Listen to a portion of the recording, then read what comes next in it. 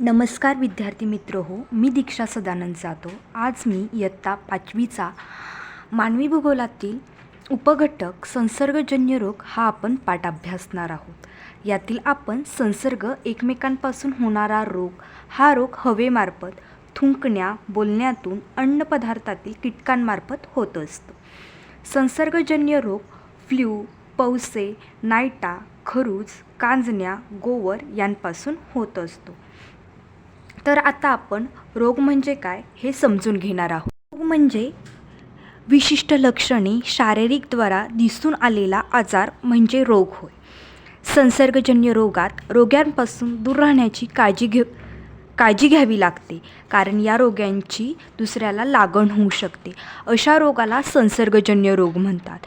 हे रोग सूक्ष्म जंतूमार्फत होतात। आता आपण रोगप्रसाराचे प्रकार अभ्यासणार आहोत। हवेमार्फत फ्ल्यूसारख्या रोगांचे जंतू रोगांच्या थुंकीत असतात। तो रोग थुंकला, शिंकला तर हवेतून मार्फत आपल्या शरीरात पसरतो। पाण्यामार्फत होणारा रोगप्रसार टायफॉइड, कॉलरा, जुलाब यांसारखे आतड्यांचे रोगांचे जंतू तसेच कावळीचे जंतू शरीरात जात असतात। हे सर्व जंतू मानवाला त्यांनी सेवन केलेल्या पाण्यामार्फत होत असतात।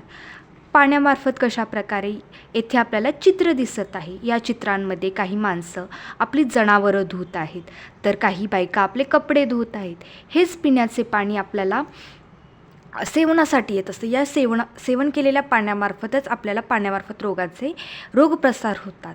तर आज आपण मित्रांनो रोग म्हणजे काय, त्याचबरोबर रोगप्रसाराचे प्रकार अभ्यासलेले आहेत। धन्यवाद।